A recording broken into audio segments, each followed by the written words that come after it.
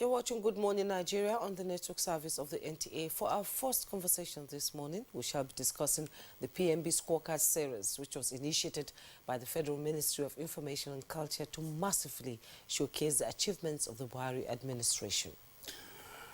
And here with us on the studios is the Honorable Minister of Information and Culture, Alhaji Lai Mohammed, to, of course, give more insights into what transpired at the Scorecard series. Honorable Minister, we're glad to have you on the program this morning. Good morning, Ajia, and good morning, Kingsley. Good morning. And I want to thank you for having me on this platform, to discuss a subject which is very dear to my heart, which is the PMB Administration Scorecard. In other words, President Muhammadu Buhari Administration Scorecard 2015-2023. This was a project that we conceived to provide a platform for all ministers to come and tell the Nigerian public and the entire world what has been their scorecard, what have they done in their various ministries in the last 8 years. We did this for many reasons. The first instance is democracy, and I think it's only fair for us to render, stewardship of our activity. Secondly, before we started this series, we realized that the opposition's major refrain was that Buhari administration, APC, and even the candidate, they have nothing to campaign with. And that's why we set up this, platform to let Nigerians know exactly what this administration has achieved in the 8 years. And I thank God that within a period of over 3 months, we're able to accommodate on this platform at least 25 out of the 28 ministers. It's true that we have 43 ministers, but only 28 are ministers, of full cabinet. In other words, we actually have, effectively 28 ministries, and 25 of them came out to give their scorecards. The 3 that could not do so were due to scheduling difficulties, and we hope to take them on after the election. Now, I think what is unique about the scorecard series is the way it was designed to allow whatever is being reported to be disseminated to the grassroots and to allow it to be seen by as many people as possible. So we have a 4-layer approach. First is that every scorecard presentation is covered live, and here I want to thank the NTA, by the NTA, by the FRCN, by Voice of Nigeria, and it's also streamed live on the handle of the Federal Ministry of Information and Culture. On YouTube, on Twitter. On Twitter, yes. But in addition, which is very important, is that the various bureau chiefs, correspondents, and reporters that also come to attend the scorecard also go back to report to their various media outlets. Then a third layer is that we now coined what we call a small quotations, what you call electronic bytes. We break into e-bytes, we break into byte size electronic form the quotations of the various speakers, which is now sent on WhatsApp, sent on social media. And finally, we also now buy airtime on private media such as AIT, TVC channels to play the videos for about 1 week of each of the ministers that came for their presentation. At the end of the day, we realized that we have so much to campaign with.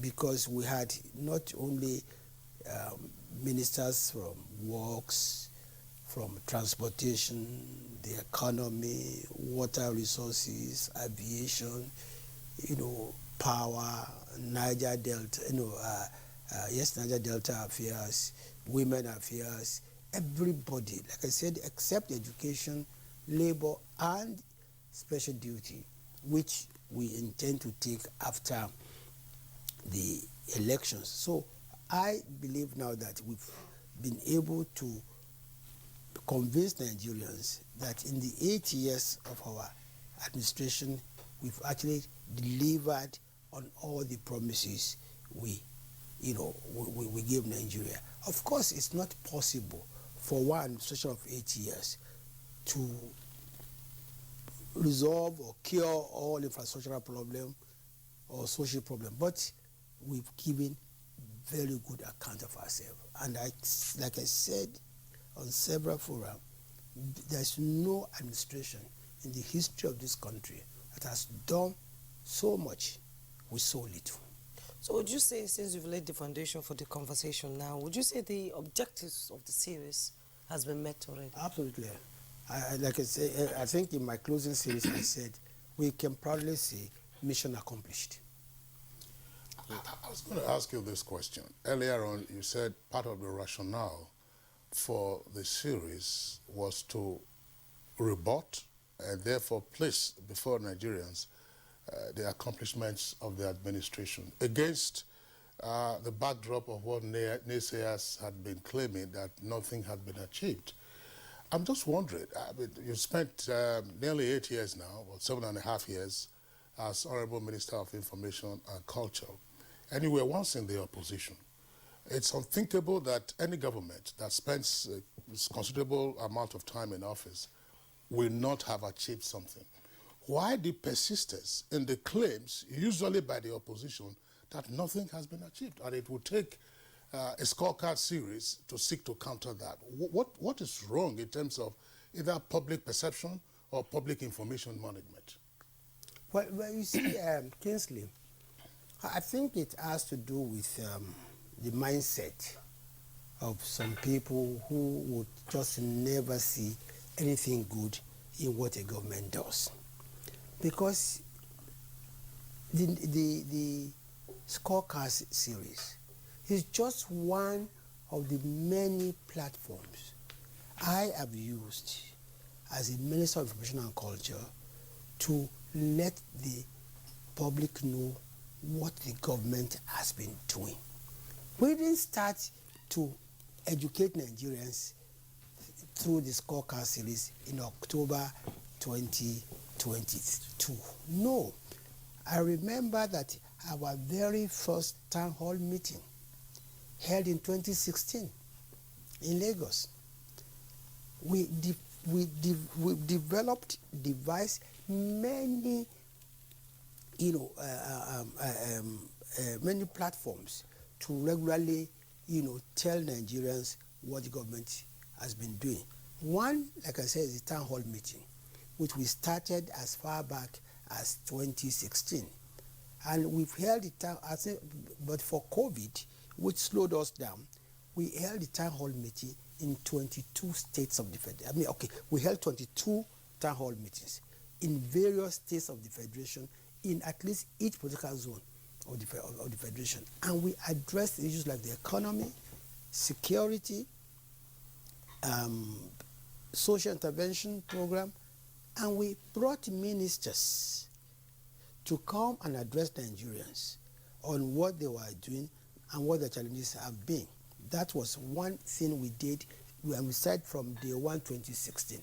But even before then, we realized that you need to have a first-hand information of what is actually happening before you can even, as a Minister of Information, comment on it or tell the world. So first thing we did was on December 5, 2015, barely 3 weeks after I was sworn in as a minister, I took a trip of about 40 local and foreign journalists to the northeast. At the time that it was dangerous for anybody to go. We went to Maiduguri, went to Bama Kaure, too. I remember went to you were in Bama. Konduga, went to Bama. And we were able to see firsthand the gallantry, the sacrifices our soldiers were making.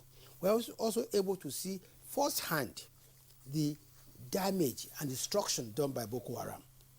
I still remember vividly that on the 5th of December when I got to Bama, every sign post in Bama was in Arabic. Of the over 6,000 houses, buildings in Bama that the not one was standing, they'd all been bombed out by Boko Haram. Now, so when we came back from that trip, we were able to talk authoritatively about the efforts our military had been making. Then I remember vividly also that when we came back to this noise about bring back our girls, bring back our girls, we said that the only way we can convince Nigerians was to invite the bring back our girls to go and visit the Sambisa forest with us. So we flew from Abuja to Yola. And when we got to Yola, myself and about five of the bring back our girls, we were embedded in the Air Force, search aircraft. And for 2 nights, we flew Sambisa forest. And they saw the kind of sacrifices our people were making. And they came back out to admit and commend the military. So it's not as if Scorecard series is our first attempt to learn what we are doing. Don't forget too that under my watch, I also instituted a program whereby we visited everywhere where federal government was having a project. This took us to Bonny, to the NLNG. It took us to the Lagos-Ibadan Expressway, the Lagos-Ibadan Railway. It took us to Lagos to Parakot, Enugu-Parakot Expressway, where they were being constructed. It took us to the to Ibigwe in Imo State, the Watersmith refinery, just to let Nigerians know periodically what effort the government was making in infrastructure in development. Then, in addition to that, of course, we'll come here and have address. We'll come to your program, Good Boy Nigeria, and all other other programs to let Nigerians know what we are doing. And one of the first things we did also was also to seek the support of the media by visiting media houses, by engaging them. We engaged not just media, we engaged all the professional groups, be it NUJ, be it NAWOJ, be it APM, Newspaper Press Association of Nigeria, NTA. be it everybody. So we carried everybody along, and we started doing this from 2015. So it's not as if we just woke up in 2022 and said, let's go and do Scorecard series. But this has been continuous from 2015, either in terms of the visits we make to bring, and what we will probably be doing, we don't go anywhere alone.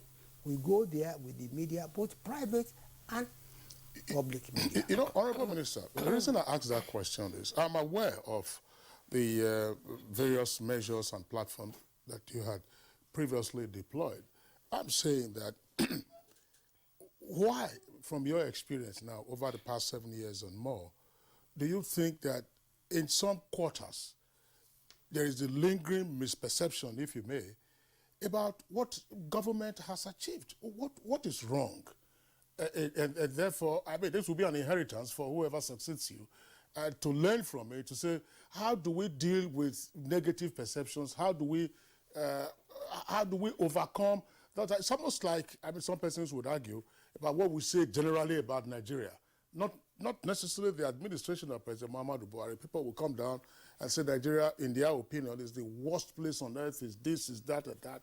And yet life and living go on here in this country. So what, in your opinion, just in terms of assessing public perception, is wrong with us that some persons just choose not to see? I know that persons will argue that that is their headache, but what is wrong?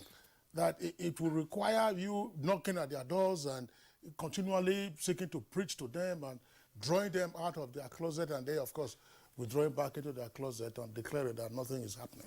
Well, I want to say there's a lot of mischief makers out there, and I think even though officially elections were won and lost in 2015 and 2019, for many of them refused to accept the outcome of this election, and rather than join government, to build, a progressive and prosperous country, they chose that they would just snipe at government at every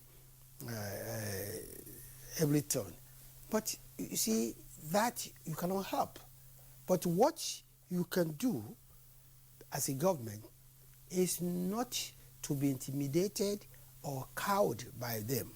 You must continue every day, you must remain focused, and you must continue to let them know what you are doing.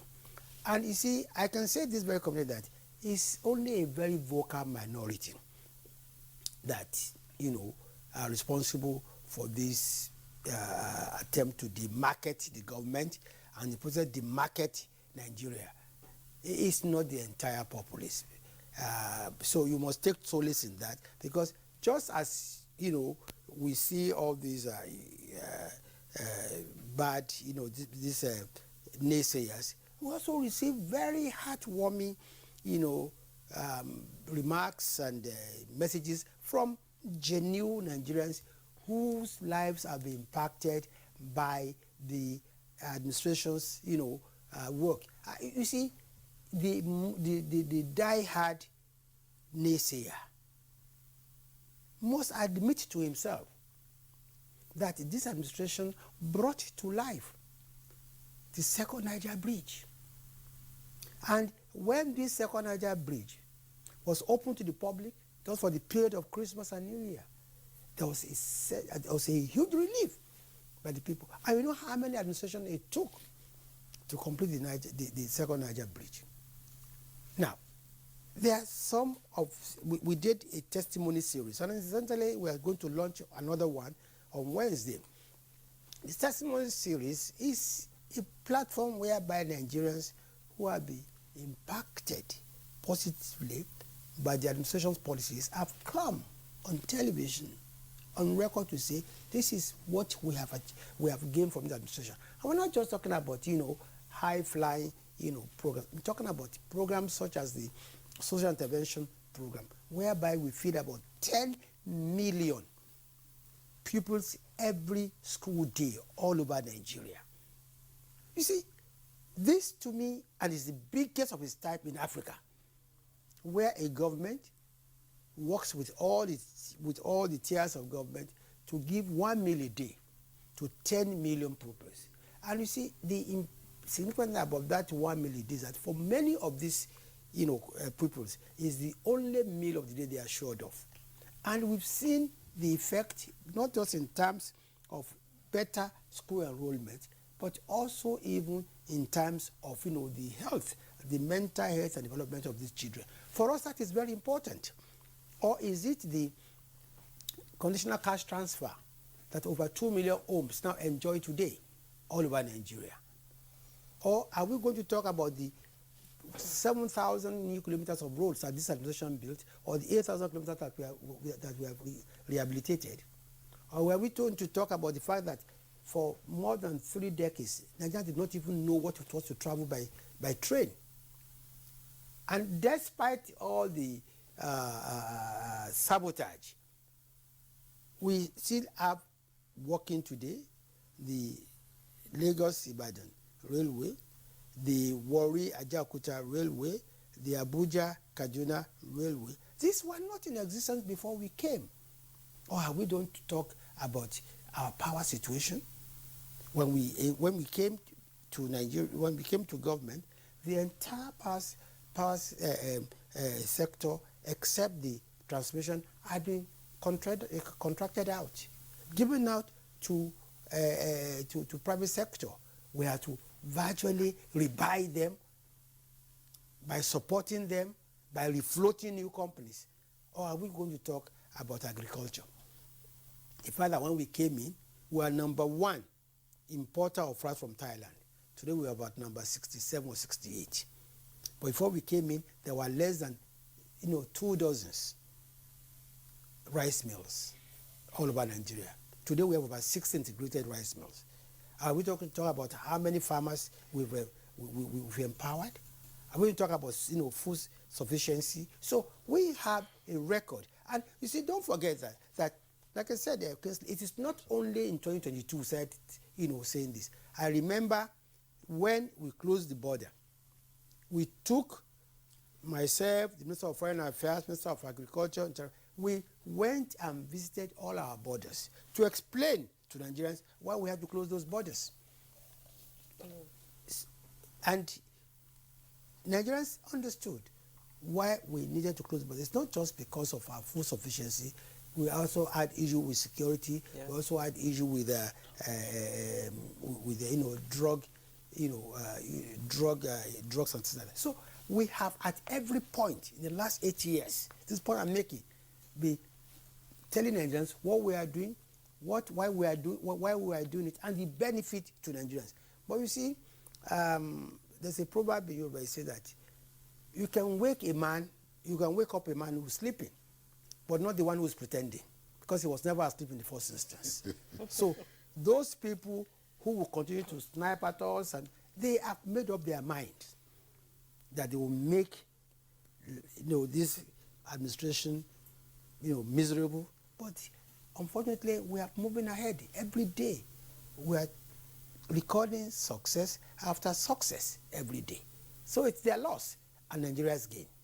So would you say that out of the 250 Nigerians some of them who went to the polls to elect your government into office, their yearnings and aspirations and expectations has been met by what this government has done?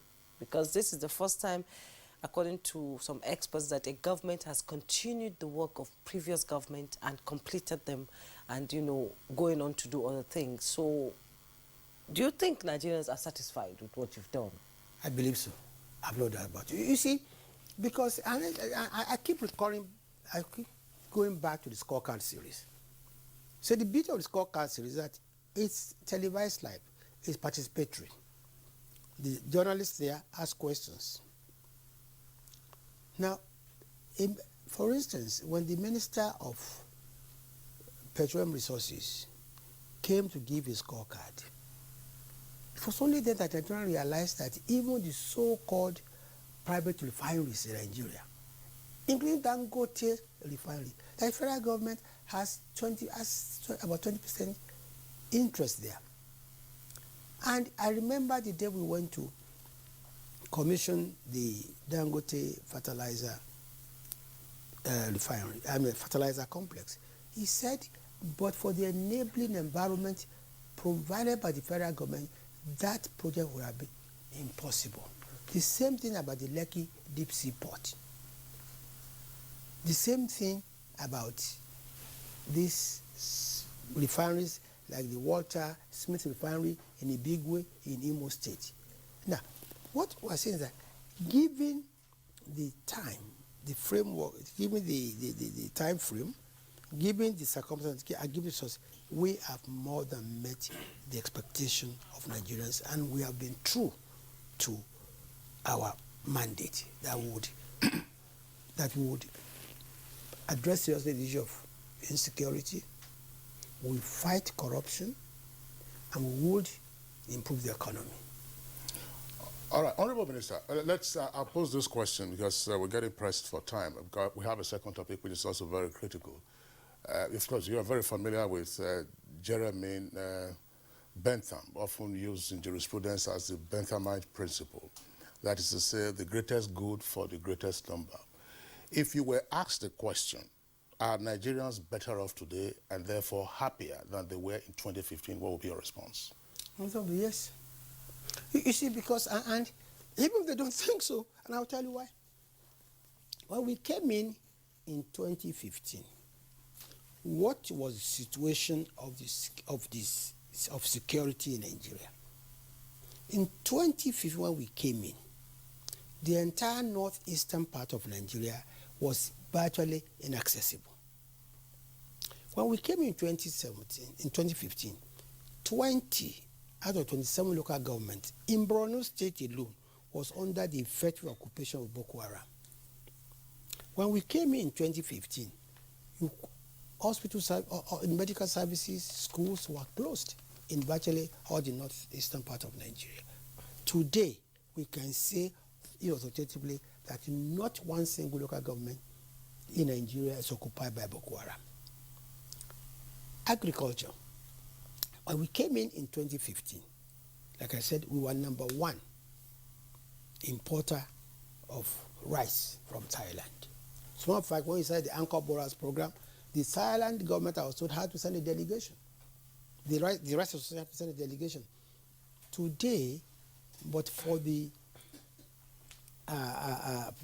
foresight of the federal government in the Anchor Borers program, where would we be during COVID-19 when all borders were closed?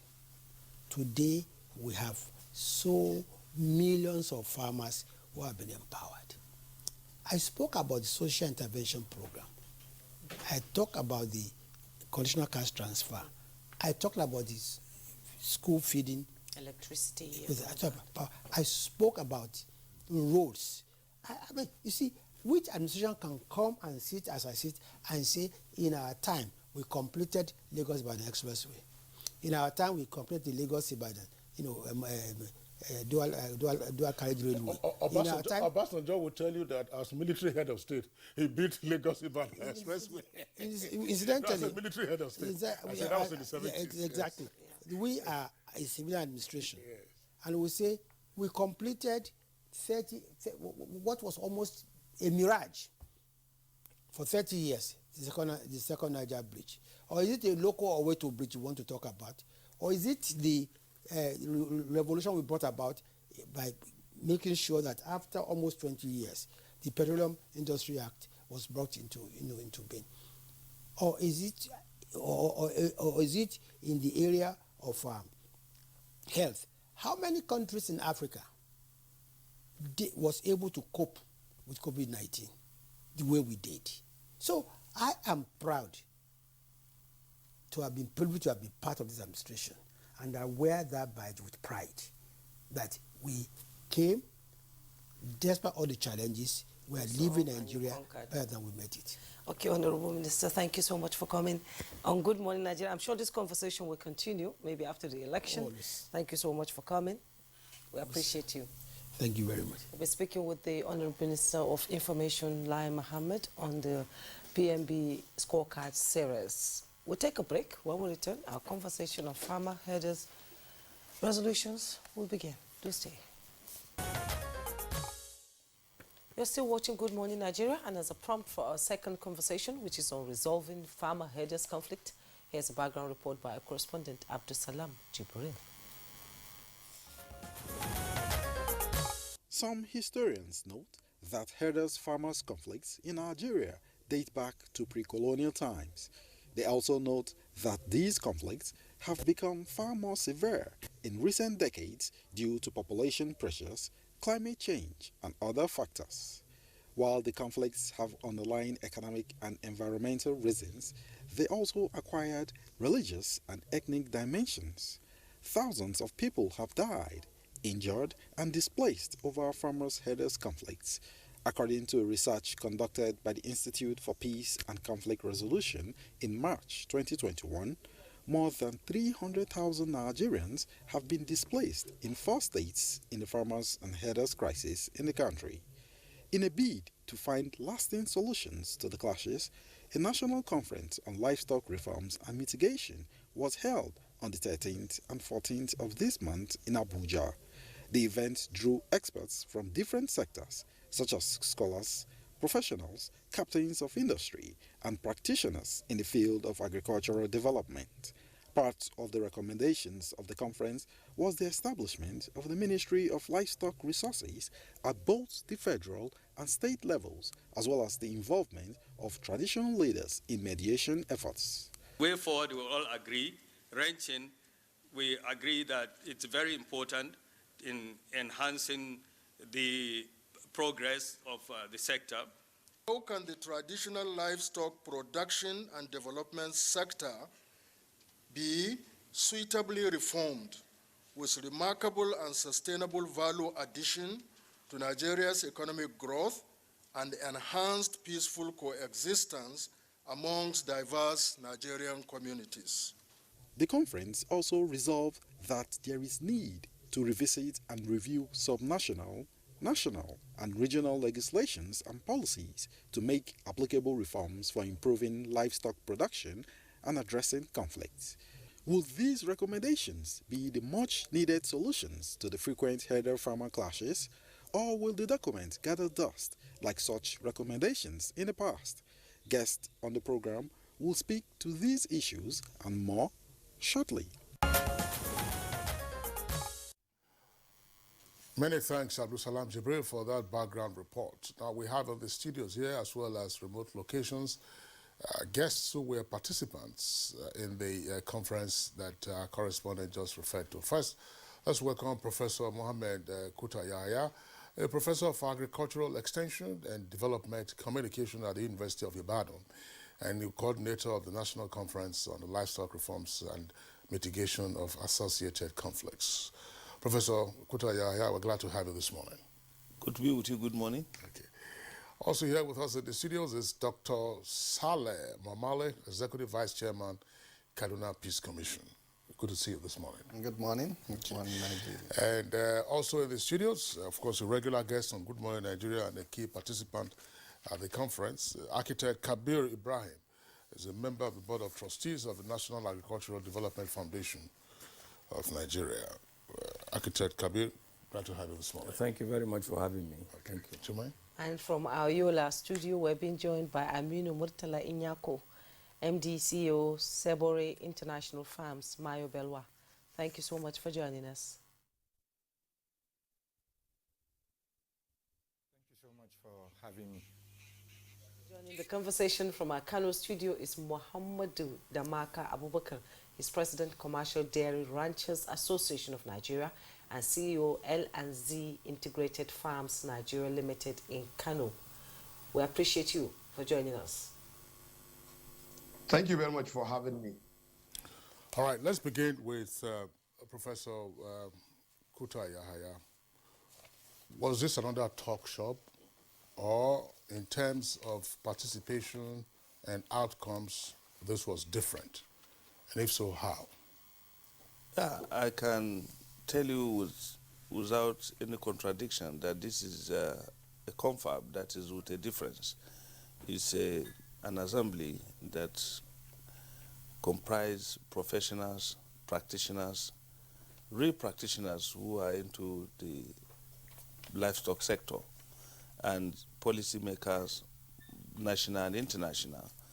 We have in the attendance not only chief executives and governors and deputy governors and secretaries of government who are in the policy level, particularly Kano State government, who must give kudos to the governor of Kano State, His Excellency Dr. Umar Abdullahi Ganduje, for this initiative and the support of Kano State government. He was not only present at the opening ceremony, but sat throughout the sessions for the 2 days. That's the first time I've witnessed a chief executive officer in any confab of this nature that will stay and participate fully. And we had in attendance the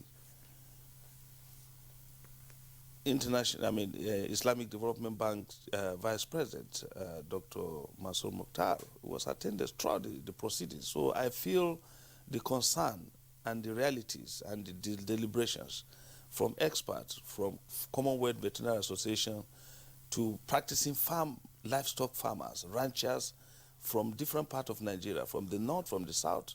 We could see, it was palpable that the solution has come, because they were able to propound practical solutions based on what they are doing on the field. So we believe this is not another talk show. This is going to come out with a blueprint. The report is in process. And we're going to develop a blueprint that will be used by any government to advance frontiers in this sector. And we must give kudos that we had 3 weeks to prepare and to galvanize the participants that came from all over the country and beyond. So we must give credit to our chairman, Professor Tairu Jega. His integrity capital was brought to bear to attract participants who believe that this time around it is going to work. So I'm confident, Kingsley, that this is not another talk show.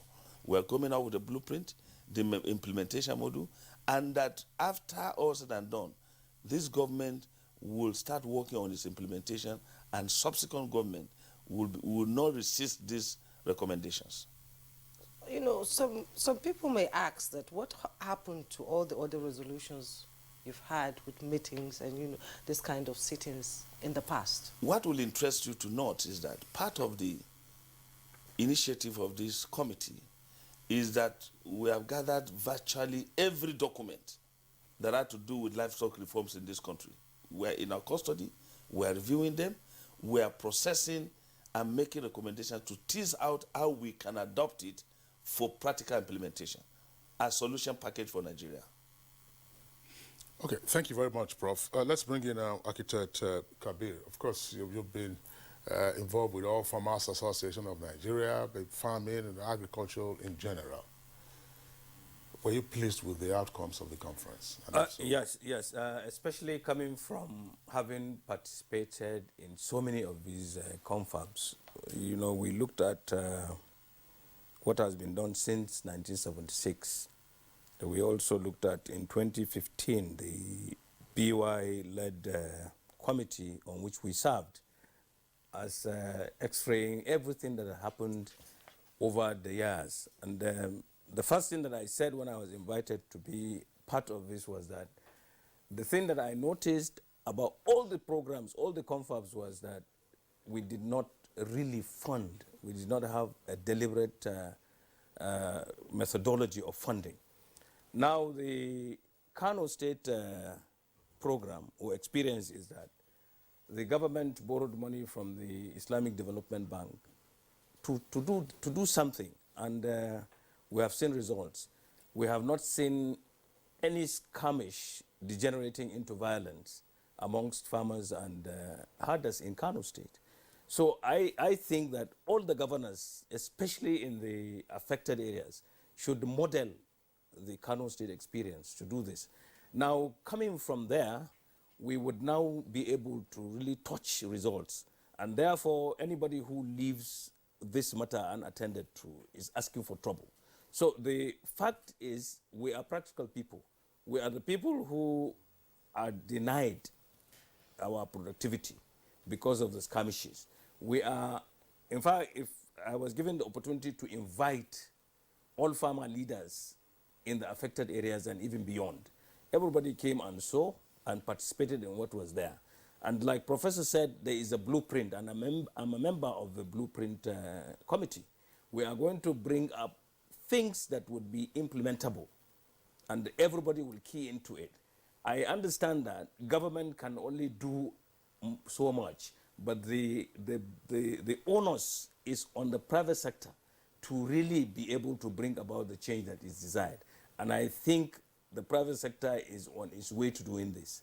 We are definitely affected by whatever is happening in the society. Some people are taking over this, and we are blaming herders and farmers on all the matters.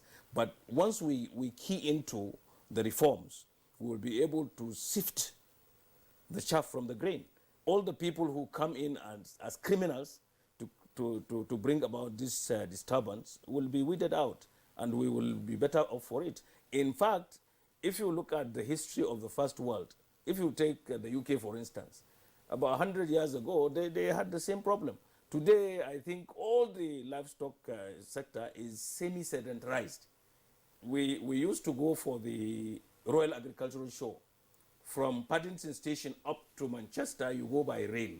Left and right, you see animals feeding on green, plush green, and they were confined. There were very good houses, cottage houses there, 2 where we were doing the agri show. And everything is value added. The cattle make more milk, there is more meat, and there is more prosperity on everyone, on the farmer and the pastoralists of before. So that kind of thing should be done in Nigeria. There is a program already in place that needs implementation that will bring about this. This is the NLTP. Okay. The NLTP, once properly implemented, will take us to that land, to the promised land. What does the NLTP mean? The NLTP is the National Livestock Transformation Plan.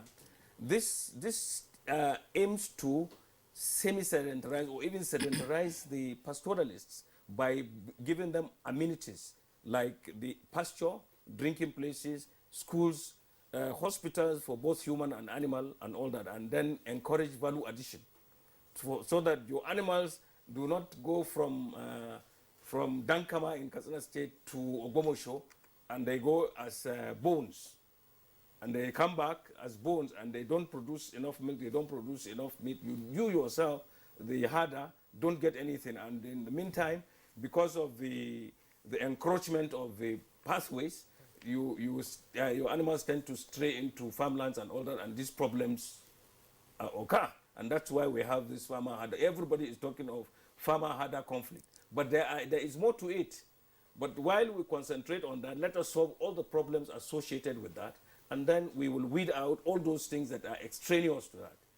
Okay, let me bring in Dr. Salim Omole. Architect Ibrahim has said that the farmer-herders conflict is there, and solutions is being found to sort of resolve the issues, but there's so much pain, losses on both sides. As the Vice Chairman, Kaduna Peace Commission, do you think there should be a healing process?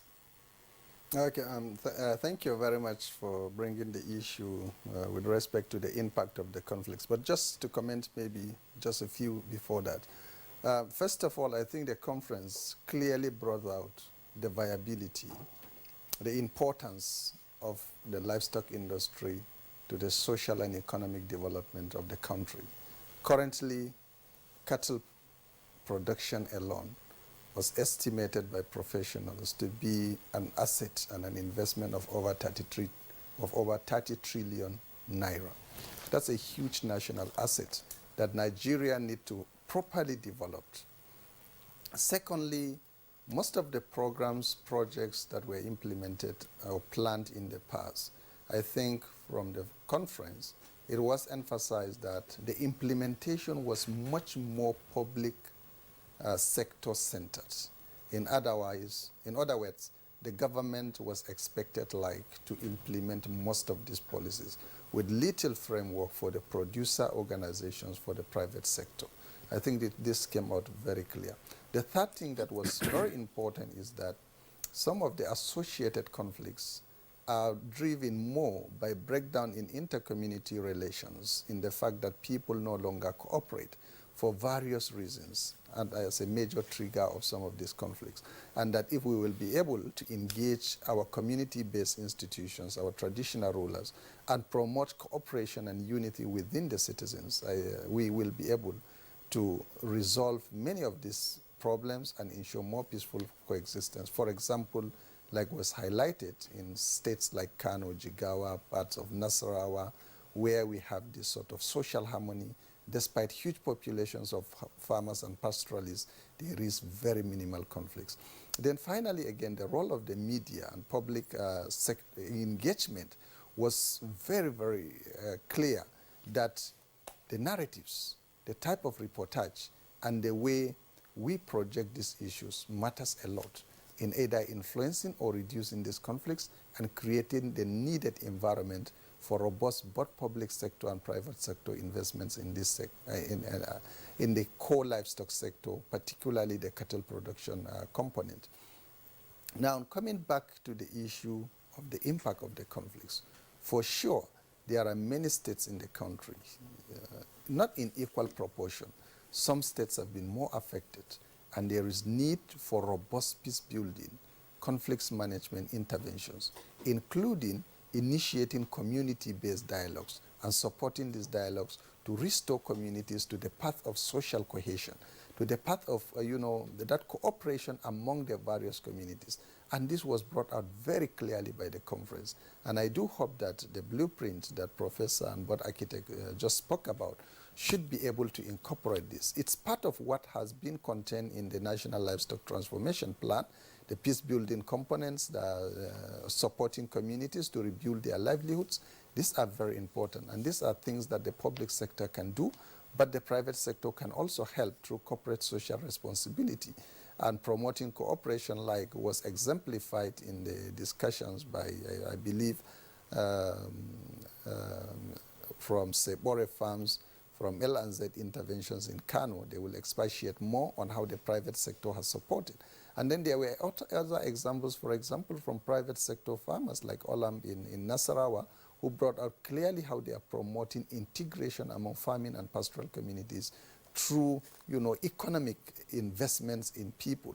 Now, to address this, critically, there was also the issue of the key skills gap. And that's where extension and capacity development for farming and pastoral communities will play a very central role. So I do hope, and we are all optimistic, that if this blueprint is designed, taking into cognizance the challenges of the previous implementation and broadening the development options within the National Livestock Development Plan, reviewing all the national policies to be in tandem with current realities, will provide an enabling environment for robust extension, for robust training and capacity development, for enhanced private sector investment, for more social cohesion and cooperation among communities, and for broader level of participation of Nigerian citizens, including our community-based organizations and traditional rulers, our religious bodies, the media, as well as our diverse civil society organizations. Of course, supported by strong state and federal government funding and institutional capacity support and the development partners. All right, thank you very much, Dr. Saleh Momale. Let's go over now to Yola, where we earlier introduced Aminu Murtala Nyako, who is of the Sabore International Farms. Murtala Nyako, of course, we understand you participated at the conference and shared the private sector experience. Very quickly, what are the highlights from your experience as a private sector operator in the farming sector that indicates that there are modern ways to go, that those modern ways or modern methods, if adopted, could help in mitigating the perennial conflicts between farmers and herders? For having me this morning. Yes, I did participate last week in the conference, and I must say that it's highly commendable that the government of Kano, as well as other professors and private sector people, came together to actually look at some of the challenges facing the livestock sector. For us, I spoke from a very personal standpoint about what Sebore is doing. We are in Mabolwa, located in the northeast of Nigeria, which is, as many may say, is riddled with some of the perceptions of insecurity, unemployment, youth restiveness. And for us, what we've done is that we've looked at what is prevalent within our people, what our people are known for, and that's actually livestock, rearing, and management. And we also are in probably the confluent zones of what serve as the crisis zone, because the River Benue goes through Adamawa State. So a lot of the people within the livestock sector actually look at a conflict area between Adamawa and Benue. And we have proffered solutions that have tried to address this head on. In 2020, we started a program of backwardly integrating livestock farmers into the dairy value chain. This, we believe, is at the center of the solution in the private sector can give. To date, we've actually integrated about 18,000 local dairy, and we actually created an infrastructure of collection that spans from Biu local government in Borno State, that's very close to Sambisa, all the way down to southern Taraba in Gembu, Gashaka, Serti, and the likes. To be honest with you, what we've seen is that the farmer header crisis at the very base of the problem is a market problem. What I mean by market problem is that you have very resilient farmers on one side trying to earn a living through crop production, and you also have dairy farmers who are rearing cattle and also trying to earn a living through that process. What we have come to the realization is that private sector can bridge that gap by creating a market for crop production while also creating a market for the livestock farmers. It's our firm belief that in the coming decade, milk and dairy will become at the epicenter of growth for Nigeria in terms of contribution to GDP. The reason I say this is Nigeria is what, 200 million odd people. 100 million of those are actually below the age of 18. And young Nigerians, if we really want them to fulfill their potential in the country, require proteins. And the two cheapest proteins are milk and eggs. And for us, having imported $1.9 billion worth of milk products, that's 98% of Nigeria's milk capacity, is actually imported into the country, while we also sit on a livestock base of about 28 million cattle in northern Nigeria.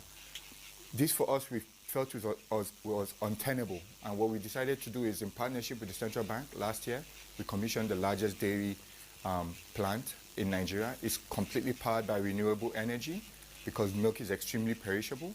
And what we've realized is that engaging these farmers, backwardly integrating them. What we mean by backward integration is where we organize these people, we train them, we give them NIN, BVN, mobile wallets. The program that we've done right now is completely cashless. And we realized that from the first day, October 15, that these rural pastoral farmers started giving us milk. There's not been one day they've not given us milk. For us, that's a testament to their resilience, their commitment, and their hope for the Nigeria moving forward. What lastly we've done is that the crop farmers have actually been integrated at community level as well to the dairy farmers. So crop farmers produce cattle feed. They give it to the company, which serves as feedlot centers for us, and we then hand it over to the dairy farmers. That way, the dairy farmers pay for their pay for the feed through mobile banking, through apps that have been created to bridge this gap. So the crop farmer is happy that he's been able to cultivate his crop, and he has a ready market that goes to the livestock. All this right now is being handled at the very minute level, at community level, and we've seen a level of integration that I think would befuddle a lot of Nigerians, that this kind of regional community cooperation can actually happen. For us, we are extremely optimistic that this model is the model that will be able to serve as the foundation stone to be able to first and foremost create employment for our youth and rural farmers, to be able to mitigate the conflict that is currently taking place seasonally between farmers and herders, and as well as start to contribute heavily and convert our cattle potential in Nigeria to a productive use. We actually really believe that our vision in the next coming decade is to make Nigeria the milk capital of West Africa. We believe we have the people, we have the cows, and we actually have the tenacity and vibrancy to actually make this a possibility. Thank you very much. Okay. Thank you so much for sort of educating us on how you can use technology to sort of mitigate some of these issues that causes the farmer header, clash in Nigeria. Let's now go to Kano, where Muhammadu Damaka Abubakar is standing by, and is president, Commercial Dairy Ranchers Association of Nigeria, and CEO L&Z Integrated Farms Nigeria Limited. That means you're on both sides, both as a farmer and as a herder. And climate change is one factor that has caused a lot of conflict, just not in Nigeria but across the West African region, all the way to Nigeria, because these farmers usually would not want to stay in one place. And there are so many, innovations through technology that farmers are now using, just like Mutala Nyako is talking about. How are you keen into this climate smart, agriculture that is happening in other climes? And what level of education do you have for people working with you that will be extended to other farmers and herders in not just in Kano, but across the country? Yeah, thank you very much. As Aminu has mentioned, that most of us in Commercial Dairy Ranchers Association of Nigeria are involved in the working with outgrowers, and outgrowers to us are all the pastoralists, because they are the major producers of milk in the country.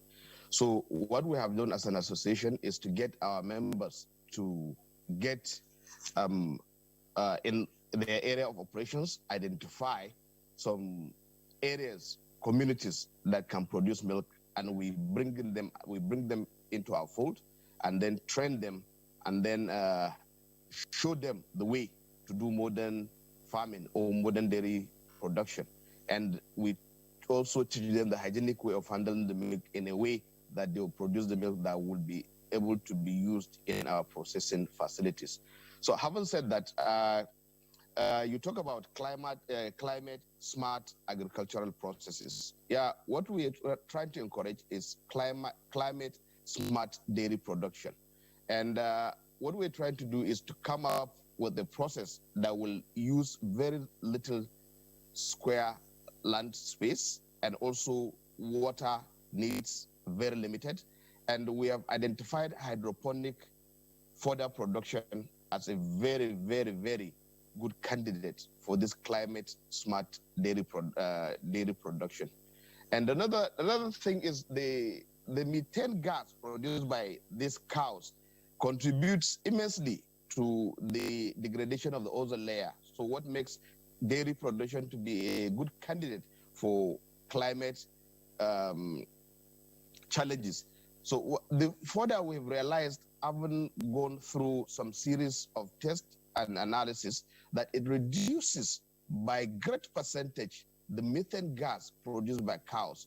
So in a sense, that technology has come to play, interplay of technology and production process had been able to give us a process that we can engage in dairy production, and it's at the same time it is a agro-smart process, agro-climate smart process. So, but all this can happen if there is what we believe commercial solution to farmers' hardest crisis. And it can only happen through public-private partnership. And to give an example of what we do in Kano, L&Z Integrated Farms come together with the Kano State government and development partners. So what we ask the government to do, Kano to do, is to identify some grazing reserves and then bring in the pastoralists into that grazing reserve, provide basic infrastructure of roads. So we have Socia as an example in Kano, for instance. And then the government can bring in financiers. And in this instance in Kano, they partner with Islamic Development Bank to develop such areas. And to the extent that they establish milk collection centers, about 200 in the entire state. So what we are providing is the market and the training to the pastoralists on the best practice. And then we go to milk collection centers every morning to evacuate the milk they produce. We provide market. So in essence, what this PPP arrangement does ultimately is to take the attention of pastoralists from only engaging in the process of selling their cows to make money, but go into milk production. So this, once this psychology is inbuilt, the issue of cattle rustling itself will be reduced to the barest minimum, because the attraction now is more on milk than on beef.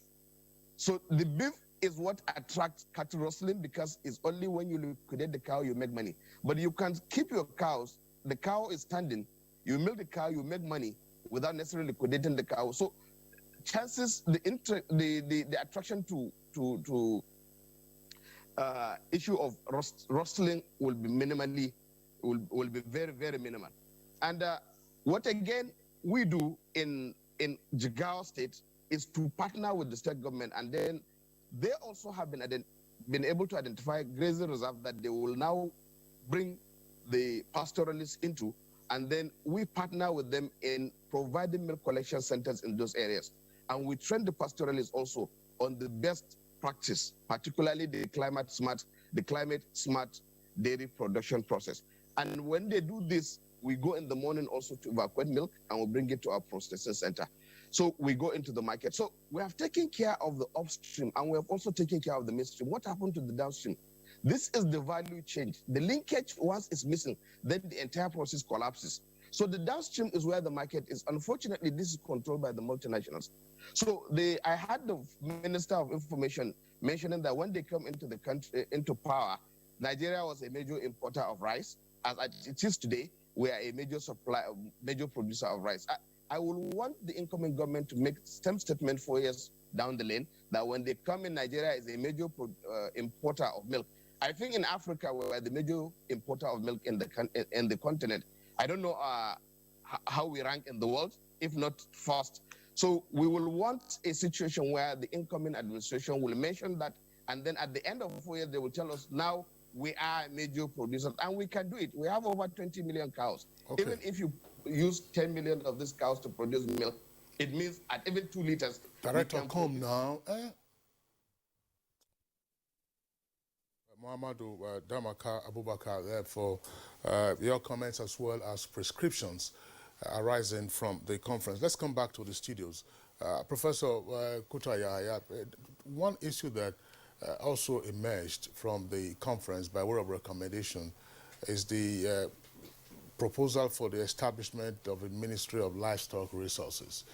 Now, some persons will link that up with also the role of agri-extension, which is your area of specialization. And happily, you had also been secretary to the state government of Niger.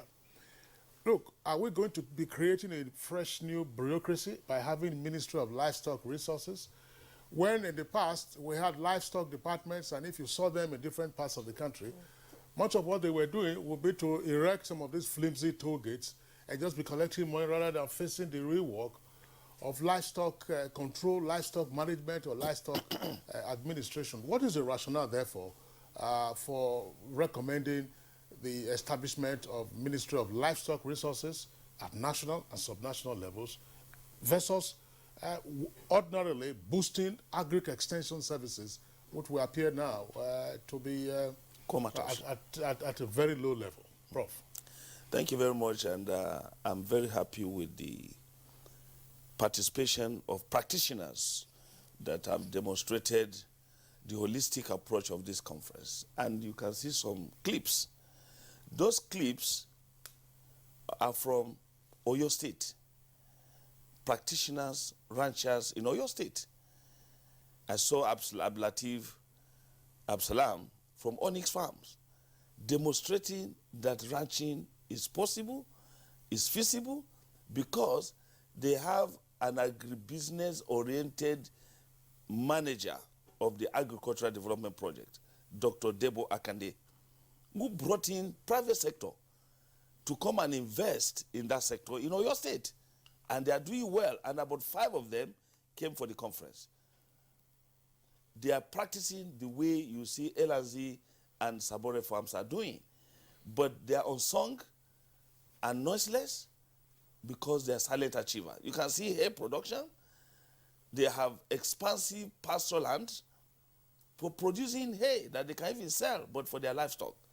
So the truth, why this conference is agitating for Livestock Resources Ministry is because the GDP and the potentials of the livestock sector, if it's not higher than that of the crops, you will think one is exaggerating. But this livestock sector and the extension component of agriculture under the current dispensation have been neglected. Until Akiumi Adesina came on board, that he established the Federal Department of Agricultural Extension to give voice to extension in the Nigerian policy system. Now, every corner you turn at the conference, everybody will say you need extension. Dr. Momale alluded to it, architect everybody, even those who are reaching out at the private sector, require extension. So if we don't domesticate it at the lowest level. We're not going to achieve that. And that is possible if you have integrated approach. The nomadic education program that was initiated by Babangida administration was very critical and impactful. When the Mezube farms in Mina, established by former head of state, Jarab Salam Abakar, they were at the conference with their product. In that farm, there is a Fulani settlement within the enclave. And one of the childs that was sent to school from that enclave became a national mathematics quiz champion in Nigeria. So it's like if we pay attention, we're not only going to be addressing the issue of the sector, but we're also going to be addressing the human capital. Games reserve in Niger State. I've given that example severally. Some of those who went to school in the enclave ended up going to university, graduating and coming back to teach their fellow brothers.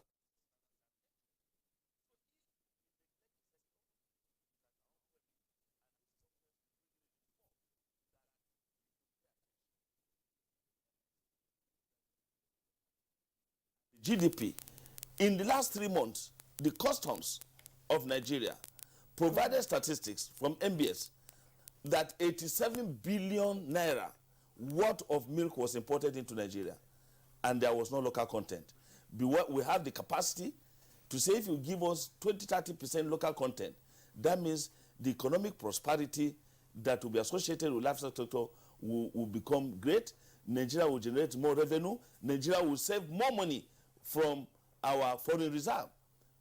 And the countries that are producing and leading in milk production today don't have the capacity, the potentials of Nigeria in terms of available space where they can produce, and in terms of the requirements, in terms of human capital. All the experts that are assembled from the keynote speaker at that conference is a professor of animal science. Professor Yai is the registrar, Nigeria Institute of Animal Science, and many eminent scholars in different diverse areas of agriculture and livestock sector participated from local and international. And the language is one. Let's come together and address holistically. Public and private partnership should be engaged, should be entrenched so that Nigeria will move forward. And I'm confident before the exit of this administration, they will do something practical from the recommendations that will come out of this conference. When the report is presented, when the blueprint is presented, Kingsley, I can assure you, it will be irresistible. And it's going to be the cornerstone and the background that Nigeria is looking for and waiting for. Okay, thank you. Architect Ibrahim, this is a tall dream, some people might say, and implementation is key. So how can this dream that is on paper be realized in actuality? You see, the mistake that we have made in the past was thinking that government alone will do this. Now, if we wake up in the private sector and investments are encouraged by policies, so many people from the private sector will get into it, and it will get the optimum push to really make it work. And this is what happens everywhere in the world. You see, private sector actually accounts for 80% of growth. So the examples that we have seen in Savory and L&Z and where Prof mentioned are clearly showing the way to everybody. I know a friend of mine to whom I handed over Poultry Association who showed me his farm where he's doing some animal husbandry using cattle in away area around Ibadan. And I told my friends here who take animals in trucks to Lagos to sell that very soon when they take their bulls there, nobody would buy because they are not as good as Ayo Oduntans. So, you know, as we wake up from our slumber, as we invest further in this business, we will find out that it is far more prosperous to be a livestock farmer than to be a crop farmer even in Nigeria. I am essentially a livestock farmer. You know, I was president of Poultry Association. As far as I'm concerned, poultry has the shortest asset conversion rate, the fastest asset conversion rate in terms of money investments. Because, you know, if you do poultry within 6 weeks, if you do it for meat, you go to the bank. If you do it for egg, within 18, 22 weeks, you go to the bank. And if you raise a good admixture of cattle, the heifer will, of course, you know, they get pregnant like human beings and all that. But if you can harness the milk and make sure that you invest more on the beef, the muscle build and all that, you will become very rich sustainably. You know, in Nigeria, what we tend to look at is doing rain-fed agriculture. So while the stock, the crop farmer is waiting for the rains to fall, your animals are giving you milk and all that all year round. So to me, you know, I would encourage many people to invest in livestock so that they will have a good relationship with the crop farmers in terms of, you know, somebody mentioned something there that the crop farmer produces residue helps to feed the livestock. And the livestock, the dung, also helps in bringing farmyard manure to the. So you have to have this symbiotic relationship, and you have peace and you have prosperity. In the first world, if you go to the United States or America, for instance, there's a place I went to, they call it Germantown. There were about 400 dairy farms. They have now been reduced to about 3 because somebody is adding value to milk. So what you do is a truck comes to your farm, it takes all the milk you have, they pay you at the primary level, then they take it for processing and you get a percentage of the processed milk. So you are forever rich. So relationship can be built around that and everybody will be better off for it. Good business. Thank you. Thank you very much. Architect Kabir, thanks a lot. The point you made about encouraging persons to get into farming, that's to say crop production or animal husbandry, is a good one. But there are persons who have taken this route, and unfortunately their stories have been not particularly heartwarming. In some cases, disastrous, on account of the conflicts between farmers and herders, which is what this conference was aimed at addressing, and from which the recommendations that we've talked about here are important. I want to bring in again Dr. Momale. Dr. Momale, 2 related issues. We say ranching is the way to go. We have to plan, we have to have our ideas, but against that backdrop is what we have with regard to effectively managing the ECOWAS protocol on transhumans. In Nigeria, when we are planning, for whom are we planning? Are we planning for these pastoralists who are in Nigeria, or we are planning for the pastoralists who are coming from all over Africa, wherever they are coming from, into Nigeria? In other words, how do we reconcile this? To say, because that issue I think came up also at the conference, what should be our response? Some persons argue that, oh, there's no challenge with the ECOWAS protocol on transhumans. It's the management of it. Are we focusing on that? Are we ensuring that those who actually come to cause trouble are Nigerians, and therefore we know how to deal with them? Can we resolve that issue as part of the conference recommendations? I think, thank you very much for bringing in it. And I think that fit into the earlier question which you made, relating to the need for a national framework for coordinating this huge economy. At the moment, the Federal Ministry of Agriculture and Rural Development is saddled with this responsibility. And it's a responsibility of managing a huge national asset with millions of traditional producers, extending some of the population estimates say we have between 15 to 20 million pastoral producers in this country in terms of total population. And assets of cattle alone, over 33 trillion. If you bring in poultry, you bring in fisheries, you bring in other small ruminants, sheep, goats, poultry, pigs, you can see the quantum of economy we are talking about. All of this at the federal level, with respect to policy, is just the Department of Animal Husbandry Services and the Department of Veterinary and Pest Control Services. So for every Nigerian, for some of us in the civil society in the previous years where we were working, and even now in peace-building interventions, if you travel throughout the ECOWAS countries and you go to high-level meetings of ECOWAS ministers, when they are talking about livestock. You see Niger, you see Mali, you see Burkina Faso, ministers of animals resources, ministers of livestock, attending high level. And then you see Nigeria represented by an assistant director or a deputy director from the Federal Ministry of Agriculture and Rural Development. And in the policy, in the ECOWAS policy environment, Nigeria is strongly underrepresented. In the African policy framework for livestock, we have the African Union policy on livestock, we have the ECOWAS policy on transhumance, we have the ECOWAS policy on livestock, we have the World Initiative on Sustainable Pastoralism.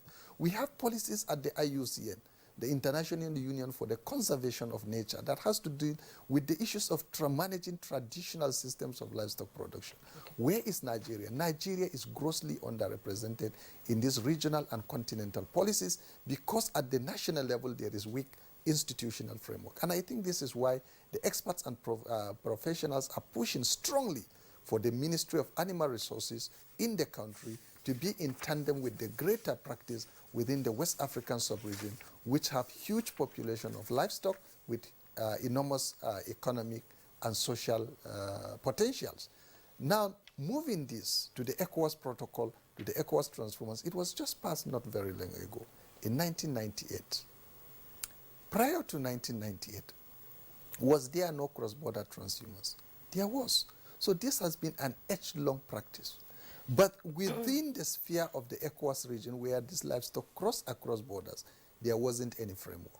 So that was the spirit for which the ECOWAS discussion started, I think, right from about 1995-96, when the conflicts were roaring out its heads, and it moved on until it was passed in 1998. So which federal institution has taken this law very seriously, and what kind of awareness, what kind of administrative and institutional framework have been put in place for the implementation of this policy? Again, the fact that we have just a single department, even the Department of Animal Husbandry Services is not up to 10 years old. It was just that Ministry of Livestock. Dr. Omole, you have to round off quickly. We are running out of time. Okay. Briefly, so please. Considering this collectively, if we have stronger federal and state institutions that will manage this economy, all of these issues we are talking about, the coordination, the development components will all be harmonized and coordinated in such a way that it will address the root causes of conflicts, promote inclusive processes, and promote increased productivity. Indeed, Dr. Salim Omole, you've raised a lot of pertinent questions, and I hope those in authority are listening and will key into this conversation so that they can find more resolutions to the problems on ground. Dr. Salim Omole, Executive Vice Chairman, Kaduna Peace Commission, thank you so much for coming on Good Morning Nigeria. We also have Professor Mohammed Yayakuta, who's a Professor of Agricultural Extension and Development Communication and Coordinator, National Conference on Livestock Reforms and Mitigation of Associated Conflicts. It's a pleasure to have you join us. Architect Kabir Ibrahim, Member Board of Trustees, National Agricultural Development Foundation of Nigeria. Thank you for your time. Thank you. And from Yola, we had Aminu Murtala Inyako, MD CEO, Sebore International Farms, Maya Bolwa. Thank you so much. We're sorry we couldn't go back to you. Time is not on our side. And Mohammed Dammaka Abubakar, he's President, Commercial Dairy Ranchers Association of Nigeria, and CEO, LNZ Integrated Farms Nigeria Limited in Kano. Gentlemen, thank you so much for coming on Good Morning Nigeria. And that's how it's been for today. Join us tomorrow for another insightful edition of the program. I am Jumwe yourself. And I'm Kingsley Osadolor saying, we'll have a nice day.